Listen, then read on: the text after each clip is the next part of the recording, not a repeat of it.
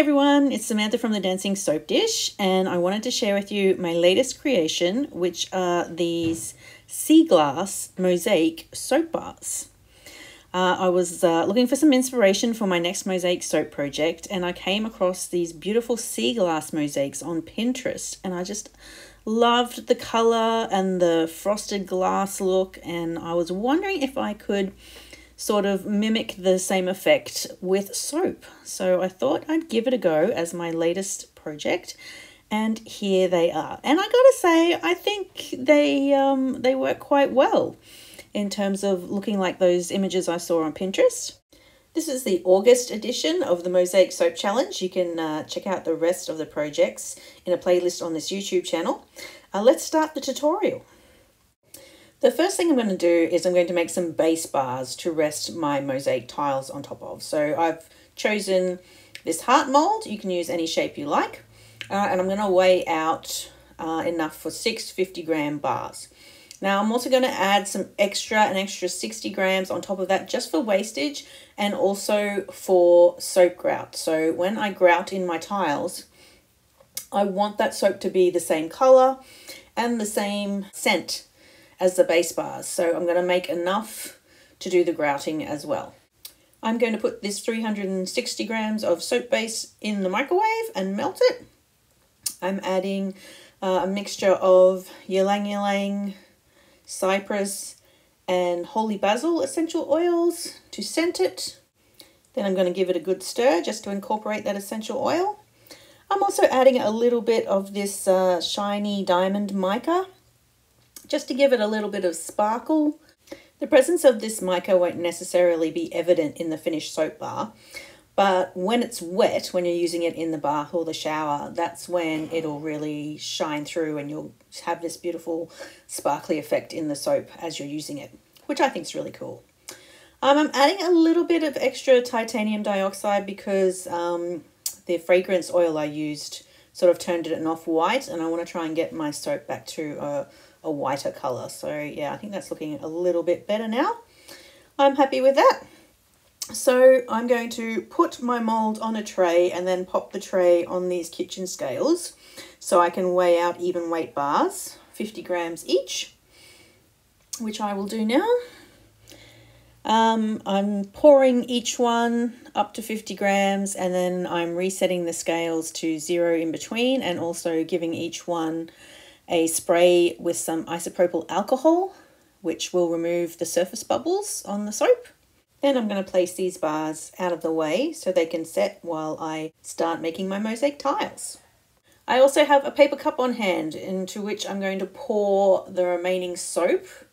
I'm going to let this soap set in the cup, and then later I can cut the cup open, pull out the soap, chop it up again, and remelt it to do my grouting, and it'll be the same scent and the same color as my base bars.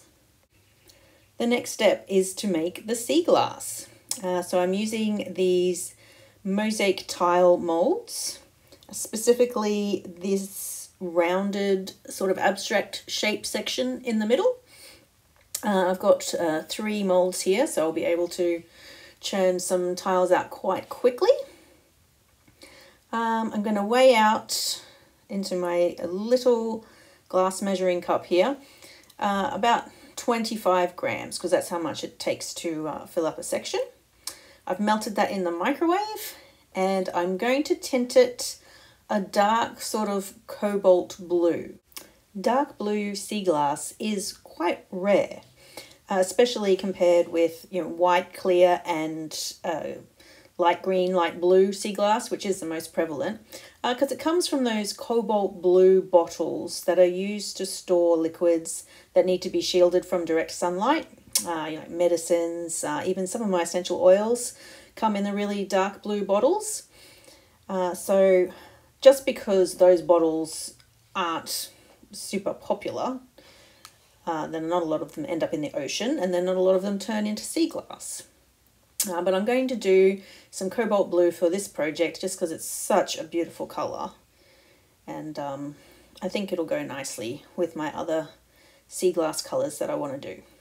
So I've been tinting this tiny amount of soap to this very dark blue color, and now I'm going to pour it into this section of my silicone mold and just very carefully fill it up. Make sure that each tiny cavity is sort of evenly filled.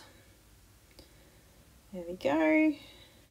I'm intentionally overfilling this section because I want to be able to pull this whole section out of the mold in one piece rather than a bunch of little tiles. So as you can see, the soap is sitting sort of above the lines of each cavity. So it's a little bit heaped on top, but that's a good thing because then that'll cause all the tiles to stick together and I'll be able to pull them out in one big block, which is exactly what I want. I'm just using a scraper here just to make sure that each cavity is filled evenly. And there we go. I've done that section there. I'm going to move on to the next one. This one I want to be a clear glass, but if you have a look at clear glass, it normally has a slight blue tinge to it. So I'm putting a very, very tiny amount, just the end of this skewer, dipping it into the blue soap colouring and then into my soap. So I can just give it a slight blue tint. And see, I think that's looking quite glass-like right there. So that's really good. I'm happy with that. And then I will pour that into the next section that I'll be making. Give it a spray with alcohol if it's got some bubbles in it from all the stirring. And here we go.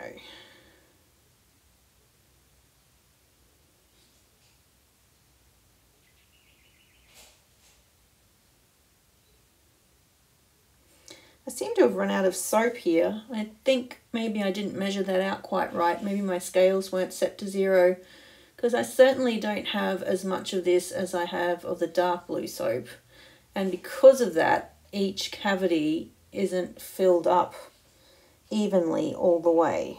So I'll just leave that to set and then I'll have to evaluate whether or not I can use that section of tiles in my project. All right, I'll move on. The next section of sea glass is going to be green. I've got this beautiful sea green soap colouring here, which I think will be perfect. Again, I'm just adding a little bit on the end of a skewer. Yeah, I think that's a really nice bottle green colour. And again, I'm filling the section, overfilling the section, just to make sure that I can pull that out in one piece when I demold it. So there we go. It's going to take 20 minutes to half an hour for these to set, and I'll come back and take them out of the mold. So here we are. It's been about 20 minutes later, and I'm just going to peel this back ever so gently and pull out this slab of tiles. There we go. So this is what I was talking about, how they can all come out in one full slab. This one here, I think these, I'll just need to pop these out separately because they're not high enough to have stuck together. Some of these cavities aren't even filled all the way to the top, which means these tiles are going to be no good really because they'll be the wrong height. If you have variable heights in your tiles, then when you grout them in, some of them will be covered in grout or some of them won't have enough grout on, around them, and your tiles need to be a uniform height. Okay, so there we go there. There's the green ones. Oh, that came out pretty. That's a beautiful bottle green there. Okay, now I'm going to fill up these 3 slabs again. I'm going to reuse these. I can remelt these because I'm perfectly happy with the colour. I just didn't have enough soap. I must have miscalculated somewhere. So I'll leave the full tiles that are of a good size, and I'll just pick up all these bits that are half size or not quite full, not quite high enough. I'll pop them back into my little cup with a little bit more soap base, and I'll be able to remelt that to make another section of tiles. Here we go. As you can see, the soap has still got a slight blue tint to it, but is mostly clear. I'm just gonna stir it up again with this skewer that I've dipped in blue, and I'm still very happy with that colour, so I think I'll just leave that as it is and go with that. Again, I'm going to pour it into this section. I seem to have enough now. Yeah, see, this is what I was hoping for. I was hoping for the whole section filled and slightly overflowing as well. So that's perfect. I'm also going to do a slightly darker blue batch of mosaic tiles, and also a slightly tinted green. So mostly clear, but a slight green tint to this batch here. And that gives me sort of 5 full slabs of glass tiles. As you can see, when I pull them out, they're very clear. They're clear like glass, and because that's basically the effect I'm going for. But sea glass is not clear because it's been tumbled in the ocean and ground against the sand and sort of chemically weathered by the salt and the other minerals in seawater. It's got lots of little pits and scratches in it, and it looks frosted. So the next step for these is to actually give them a frosted effect, because sea glass is not see-through, it's opaque. So how I'm going to do that is I'm going to use a special tool from this clay tool set, this one specifically. So this is a tool that has a bunch of wires sort of all poking out. And for clay or polymer clay, people use it to do grass or fur for an animal and stuff like that. It's used to apply texture. These bits of wire can be quite sharp as well. They're definitely sharp enough to pierce this soap. And what I'm going to do is I'm actually going to start frosting this glass to turn it into sea glass by stabbing it with these little wires. I'm starting with the back first, and I'm just going to move the tool up and down, stabbing as I go. Every now and then you might need to reposition your wires if they're getting pushed too far out. Please keep your fingers away because you can draw blood if you hit your finger. Ask me how I know. And this is also another reason why I didn't want to have all individual tiles. I wanted to have the whole slab as one, because trying to do this to tiny individual tiles is not only impossible, it's dangerous. So this way I'm able to keep my fingers well out of the way while I sort of puncture the whole slab of tiles. So I'm just working my way through. It's pretty easy to see where you've been because the frosting effect is immediate, really. And if there's any places that look like maybe they're still a little bit see-through, you can give them some extra attention. Make sure they're fully frosted. I'm just going to speed this up so I can show you what it looks like once the whole slab has been done. It doesn't take too long. Okay, there we go. So that's one side done. And see how that glass now has a frosted appearance? Even the other side, a little bit of a sheen, but still quite frosted as well. I will do both sides. Just make sure you get any bits that maybe you've missed or maybe aren't as etched as the other side. Okay. Now I've sped this up again. It is a simple process, but it is time consuming. I did time myself and I can do one side of a slab in 2 minutes. So a whole slab front and back in 4 minutes, which really isn't long. And you can, take your time. You could sit down with it on a lap table in front of the TV or something and just sit there and work away at it while you watch your favorite show. It's kind of therapeutic, I gotta say. All the sort of the stabbing sort of motion. If you want to get some angst out or think about something that frustrates you while you're poking, it can be quite a good way to work through some of that angst. So there you go. All right, so this one is nearly done. And this glass is looking even more frosted now. It's almost fully frosted. And it is looking very much like sea glass. So when I pull apart all these individual pieces, they all look like frosted bits of rounded sea glass.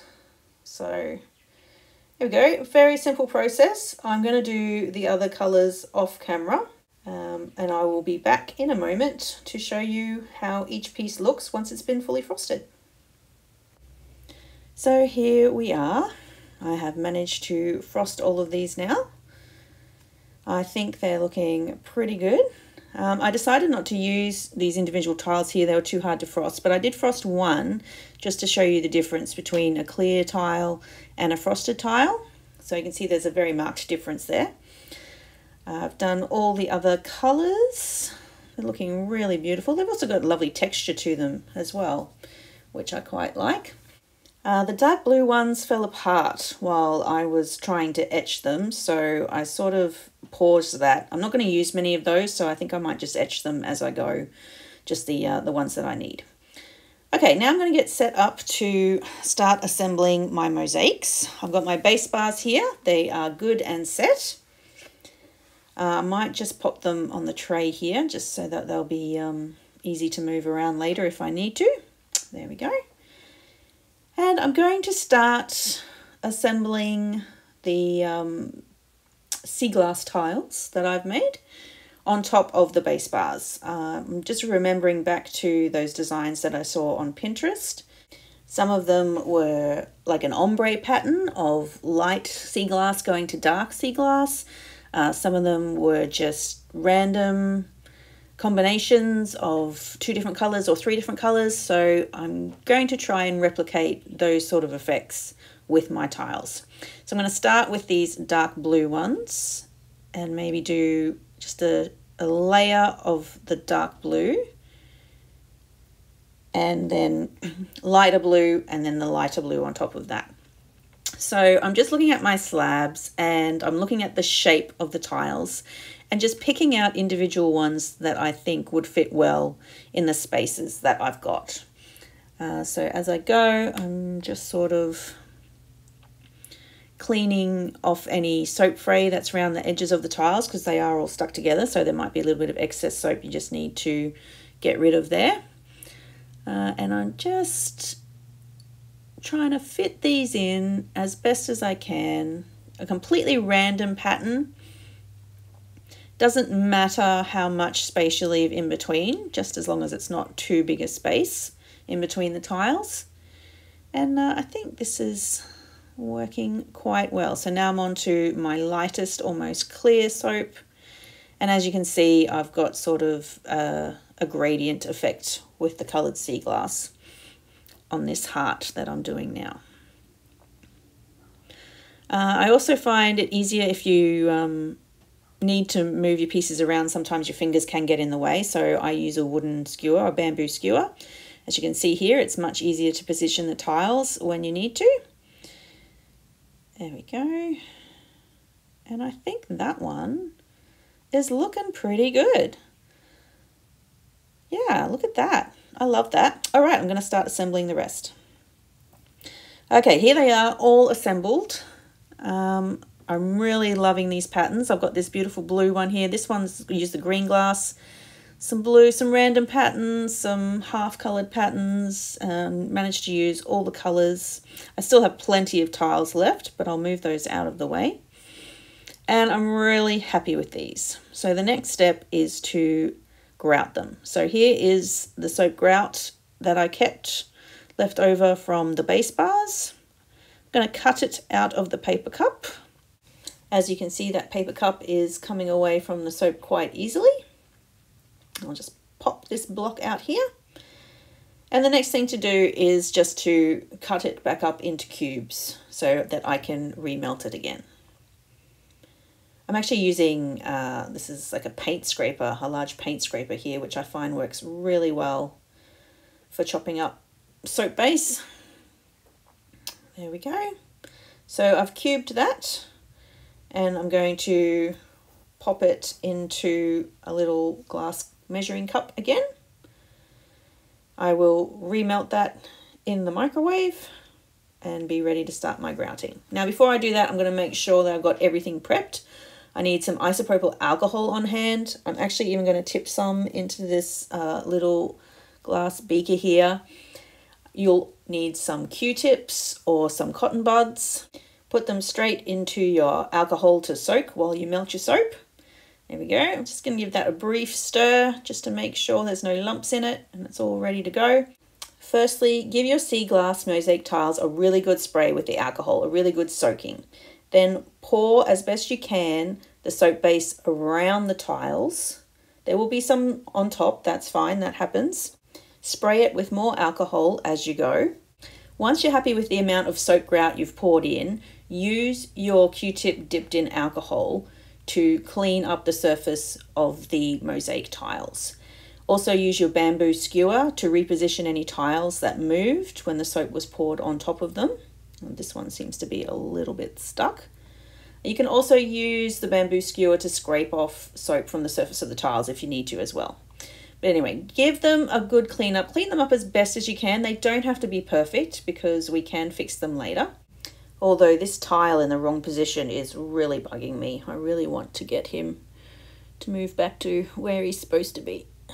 There we go. All right. Don't spend too much time. You need to work quite quickly because you don't want your soap to set. So I'm going to move on to the next one now. Give it a really good spray with the alcohol. I'm just peeling a skin. There was a little skin forming on my soap, so I've just pulled that away with the skewer. And again, around the edges is probably the best way to start, and then fill up the middle. A good spray again, and use your Q-tip to clean off the surface as best as you can. There we go, that one worked quite well. This can be a little bit stressful, but I'm showing you how I do it to show you that it's not perfect, okay? It's not going to be perfect. There's going to be spills. There's going to be soap on top. It's not the end of the world because there's things you can do to clean them up later, which I will show you as well. See, there's plenty of soap there on top of those tiles, which is not where I want it. So there we go. Spraying the alcohol before and after just helps that soap that sits on the tiles come off easier because it's sitting on top of a layer of alcohol and not on the soap. So that's what makes it easy to just brush off with the Q-tip. So make sure you spray that alcohol. There you go. I've gone back and buffed that bit off there. I'm going to go for this one now. Just giving my soap a little bit of a stir up there because it is starting to thicken a bit. There we go. And the same process again. It's working quite well. Oh, that one's... Yeah, I need to let that set a bit before I try and clean those off because I'm moving the tiles around, which I don't want. So I'll move on to the next one. Removing a little bit more skin off the surface of the soap. There we go. Okay. All right. Oh, I poured too much soap on that one. See how I've fully covered those dark tiles there, which is not what I wanted. That's all right. I'll just quickly do this last one because my soap is starting to set and I really don't want that to happen. There we go. Give that a good spray. Got a little bit of leftovers. I'll just pop it in a cup. I might be able to use it for another project or for some experimenting. I don't like to waste my soap. I'm sure you're the same. There we go. Just pop that out of the way. Okay, so I've given that a little bit of time for those soap tiles to sort of cement in place so that when I give them a good rub with the Q-tip, I'm not pushing them around. So there we go. That's looking much better. Do this one too. Finding a few other bits that I can maybe clean up at the same time. Here we go. See, I was able to push these large bits. I can just push them off with the Q-tip because they're sitting on top of alcohol, not on top of the soap tile. So that's why you've got to be generous with that alcohol. It really is your friend and it's going to help you out. Here we go. Here's what I was talking about earlier. See how this this dark blue tile is not quite the same height as the ones around it, so it's been covered fully by the soap grout where the other ones haven't. This one that I've poured too much soap in, if you've got a little scraper or something, it's definitely worth, while the soap is still soft and setting, to try and scrape off the excess, because I really did pour too much into this cavity. It's a little bit more than, you know, mopping up with a Q-tip is able to handle. So while the soap is still nice and soft, I'm scraping the surface just with this rubber scraper and just taking the excess off onto this paper towel here. And I might try and do this one as well, especially this one tile that wasn't the same height. There we go. But overall, I think they're looking pretty good. I don't want to go to town too much on them, but I'll just do my best to clean them up. They're not perfect, but like I said, we're going to work on them again once they're set and buff them up to a beautiful shine. So there we go. And that is the grouting process right there. Just going to give these a last polish with the alcohol. There we are. Look at those. I think they turned out quite well. I'm going to set them aside to harden up. Okay, so it's time to demold them now. I'm just going to pop them out of the silicone mold. The base bars are well and truly set now, and the top grout has also set after a couple of hours. So I can pop all of these beauties out. The final step before they're ready to use is to actually give them a buff. So when you make mosaics and you're using tiles and grout, once you've grouted them, you normally get a rag and you give them a really good buff to make sure that all that excess grout is off and give them a bit of a shine. And mosaic soap is no different. So what I have here is just a dry cloth. I'm not using any moisture here. This one's fresh out of the packet, so it's nice and clean and dry. And I am using it to buff the surface of my soap. In doing so, I'll be able to buff off any little bits of excess white soap that's still sitting on top of the tiles.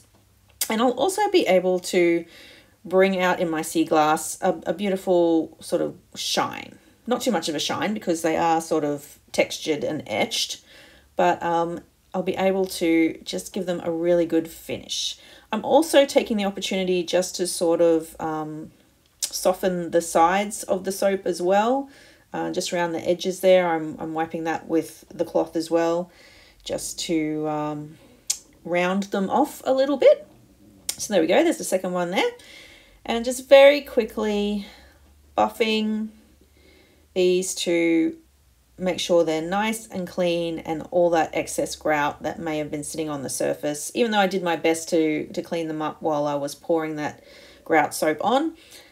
If there's any tiles that have too much left on them or a little bit that you happen to miss, then you can go to work on them with a cloth and they will come up a treat. So look at that. So these are just starting to look so much like genuine sea glass mosaics. I mean, they're looking pretty much exactly like the examples I saw of real sea glass mosaics on Pinterest. So I'm really happy with the effect of these. I think they really did come out exactly like I envisioned them, which doesn't always happen with melt and pour soap. So when that does happen, you're always really happy when you've got that sort of image in your head and then what you end up making looks exactly like you planned. It's always a happy day. So I'm loving these. I'm going to give this one an extra buff because it's got that piece that was a little bit low. Oh no, this is the one that I poured too much soap onto. So that's why I was giving that a really good sort of buffing along the cloth there, and really having to make sure I get all this excess grout off there. But see, it's coming off quite easily and it's working really well. There we go. Oh, see, that's come up a treat too. Perfect. Who would have thought? See, there certainly wasn't a disaster. I mean, obviously you don't want to pour too much soap, but it's not the end of the world if you do. Okay, here they are. They're all finished. I'm going to line them up. Oh, they're so pretty.